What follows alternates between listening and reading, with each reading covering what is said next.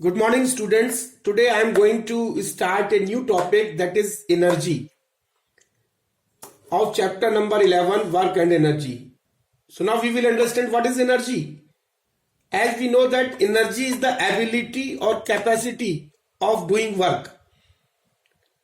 किसी भी कार्य करने की एबिलिटी या कैपेसिटी को हम एनर्जी कहते हैं. मतलब you will do work whenever you are having energy. भाई जब आपके पास एनर्जी होगी तभी आप कोई कार्य कर सकेंगे. So energy is the ability और capacity of doing work. Whenever work is done and equal amount of energy is consumed.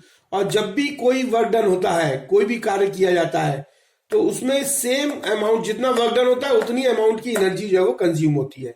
When ever work is done and equal amount of energy is consumed and the amount of energy possessed by an object is equal to the amount of work done by the object. So therefore the unit of energy is same as the unit of work done. इसका मतलब क्या हुआ, जितना amount, जितनी energy होगी उतना ही work done हम कर पाएंगे. सेम. इसलिए जो यूनिट वर्क डन की है वही यूनिट जो है वो एनर्जी की होती है. The unit of energy is same as the unit of work done, that is joule. Work done की यूनिट क्या होती है? जूल. तो इसका मतलब एनर्जी की यूनिट क्या होगी? Joule. And it is denoted by J, capital letter J. The energy of the unit of energy is denoted by J. Energy is a scalar quantity. ये स्केलर क्वांटिटी है. Energy जैसे work done scalar quantity है, ऐसे energy भी scalar quantity है. It has also magnitude. It has only magnitude but no direction. इसकी direction कोई नहीं होती और इसका मैग्नीट्यूड सिर्फ होता है. Now coming to the next point, that is different forms of energy. Now if we know that what are the different forms of energy.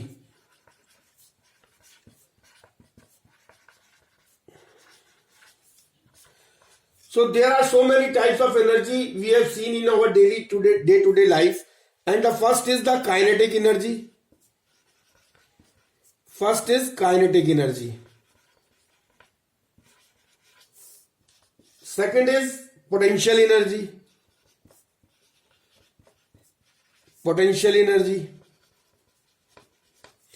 And the third one is chemical energy. Chemical energy. And fourth one is heat energy.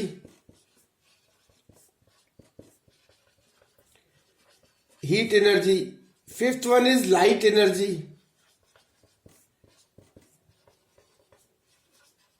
Light energy. And sixth one is sound energy. Sound energy. And seventh one is electrical energy. Electrical energy. And next is nuclear energy. You might have heard the name nuclear energy. So these are the various forms of energy, because there is a law of conservation of energy. Energy is neither created nor destroyed, but it can be transformed from one form of energy to the another form of energy. यानी एक form of energy को हम दूसरे form of energy में transfer करते हैं. Energy is neither created nor destroyed. Now we will discuss two energies, that is kinetic energy and potential energy in detail. So what is this kinetic energy? So now coming to the next topic, that is kinetic energy. Kinetic energy is denoted by K dot E. Now we will understand with the examples. So you might have seen so many examples in your day-to-day life. That is a moving cricket ball can do work in pushing back the stumps. यानी जब भी कोई ball जो है वो move कर रही होती है, तो उस बॉल को जो है वो उस बॉल से, यानी जब भी कोई बॉलर जो है वो बॉल फेंकता है और अगर वो बैट्समैन जो है वो बैट अगर न लगा पाए बॉल पे तो क्या होगा, वो स्टंप्स उड़ा देगा। तो इसका मतलब a moving cricket ball can do work in pushing back the stumps and a moving water can do work in turning a turbine for generator electricity. So now the second example is a moving water can do work in turning a turbine for generating electricity। यानी जब बहुत तेजी से जो dams होते हैं वहां पे पानी जो है वो रोक के रखा जाता है और जैसे ही आप रिलीज करते हो तो बहुत तेजी से मूव करता है और उससे बड़ी बड़ी टरबाइन जो है वो चल जाती है और उसी टरबाइन से जो है वो इलेक्ट्रिसिटी जो है प्रोड्यूस की जाती है। इसका मतलब a moving water can do work and a moving bullet can penetrate a target. यानी अगर किसी गन से बुलेट जो है वो फायर, किसी राइफल से बुलेट जो है वो फायर की जाती है तो वो बड़े से बड़े टारगेट को पेनिट्रेट कर देती है। इसका मतलब उसके अंदर एनर्जी है तभी तो वो वर्क कर पा रही है। जैसे moving cricket ball can do work in pushing back the stumps, तो ये स्टंप्स को कैसे गिरा देती है, क्योंकि मूविंग बॉल के अंदर एनर्जी है और वो कौन सी एनर्जी है, kinetic energy. A moving water can do work in turning a turbine, यानी जो वाटर जो फ्लो कर रहा है वो टर्बाइन को टर्न कर देता है। क्यों? क्योंकि इसके अंदर मूविंग वाटर के अंदर काइनेटिक एनर्जी है। A moving bullet can penetrate a target, यानी किसी भी बुलेट, कोई भी बुलेट जो है वो टारगेट को पेनिट्रेट करके निकल जाती है। क्यों? क्योंकि बुलेट के अंदर काइनेटिक एनर्जी है। A moving athlete runner has kinetic energy, यानी कोई अगर रनर जो है वो भाग रहा है तो क्यों भाग रहा है, क्योंकि उसके अंदर काइनेटिक एनर्जी है। तो देखिए from all these examples we have that moving water, moving cricket ball, moving bullet, moving athlete. इसका मतलब मोशन जो है ना, a moving object can do work. इससे हम क्या कंक्लूजन निकाल सकते हैं कि a moving object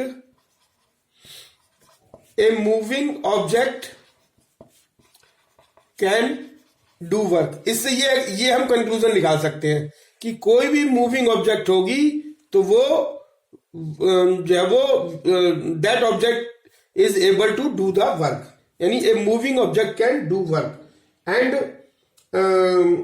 objects in motion possess energy. इसका मतलब क्या हुआ कि the objects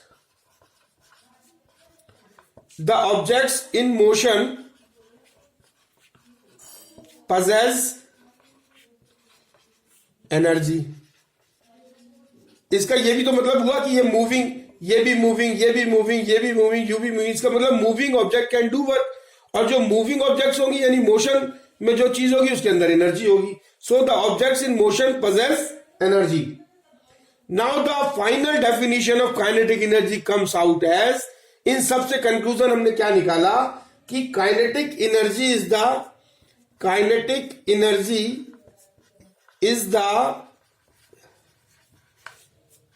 energy of kinetic energy is the energy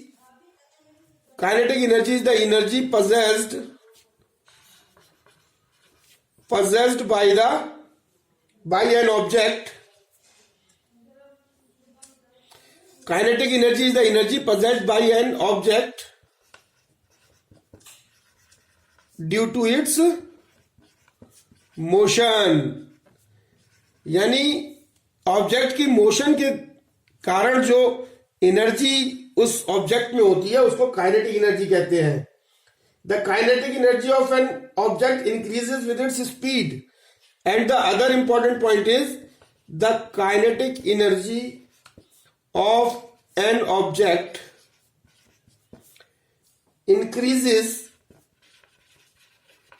increases with its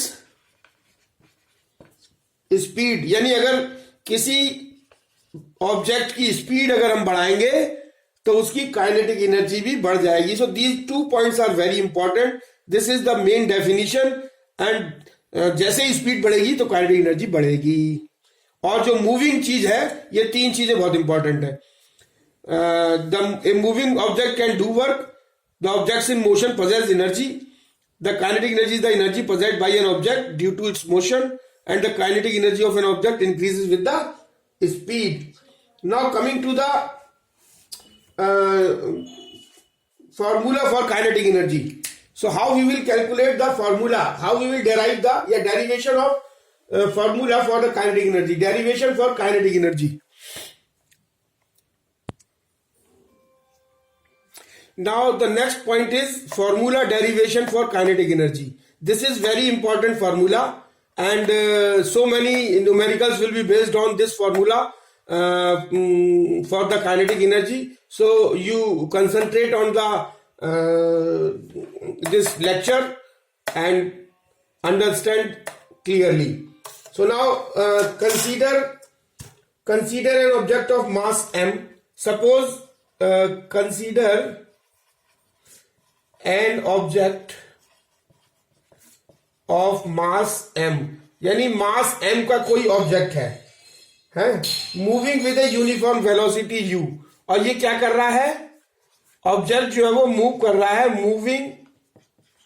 moving with a velocity u velocity से जो है वो मूव कर रहा है, यानी इनिशियल वेलोसिटी u है. Let it now be displaced through a distance, और suppose it is displaced by a distance s. Suppose it is displaced by a distance s. s distance से ये displaced हो जाता है कब, when a constant force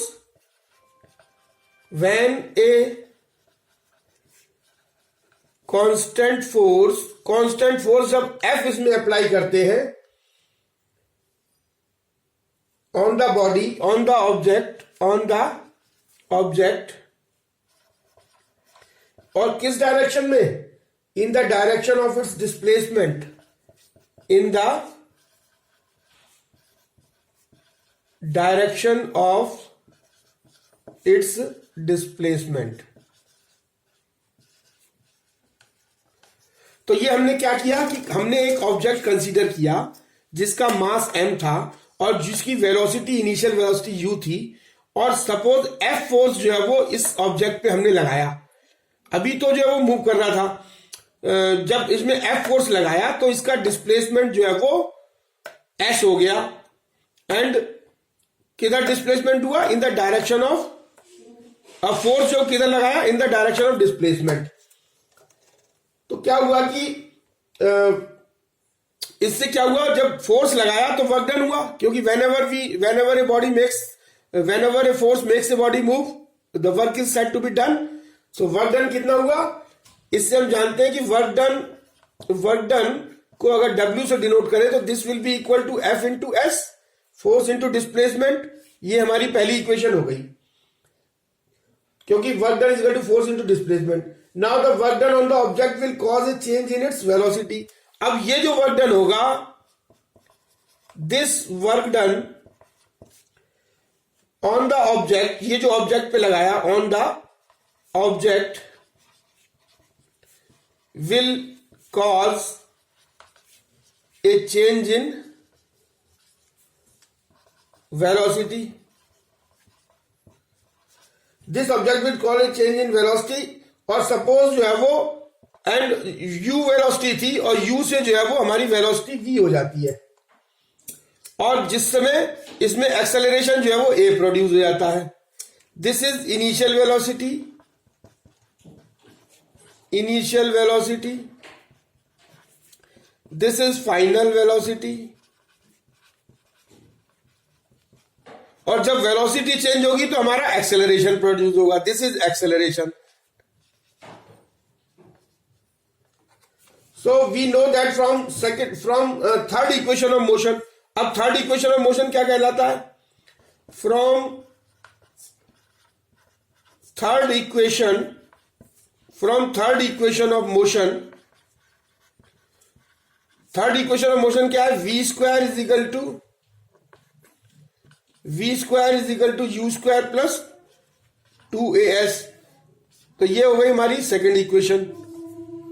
और इससे अगर हम s की वैल्यू कैलकुलेट करें तो थर्ड इक्वेशन मोशन से s इज इक्वल टू हो जाएगा v square minus u square upon 2a. So this is third equation. और एक इक्वेशन हम जो है वो जानते हैं कि F is equal to ma, Newton second law of motion. From Newton's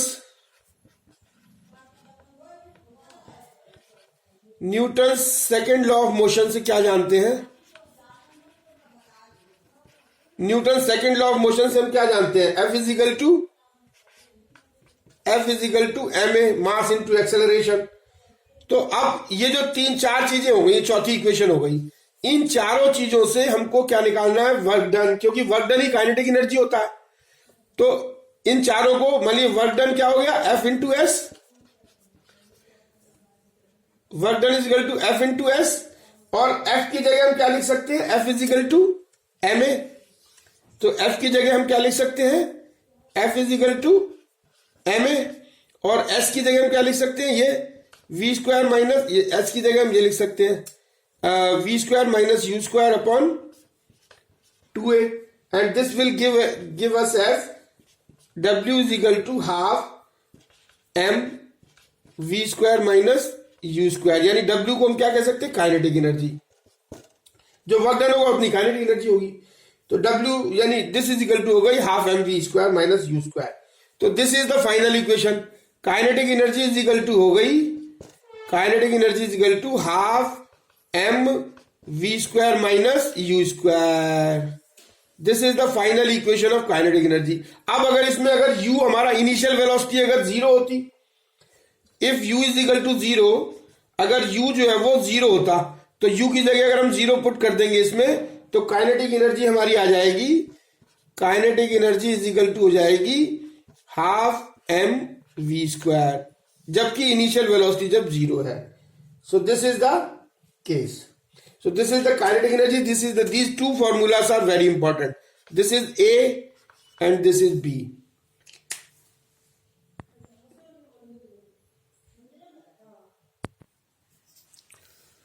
So now the next point is potential energy. So just we have discussed about the kinetic energy. Now it is potential energy.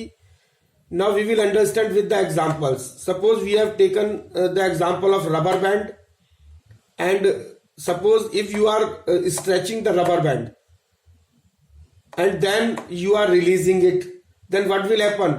If you are stretching the rubber band and then you stretch it, then it will regain its original size and shape. Spring, if you stretch the spring and then release, then it will also regain its original size and shape. Now toy car, if you turn the key of the toy car and then you release, then it will start moving.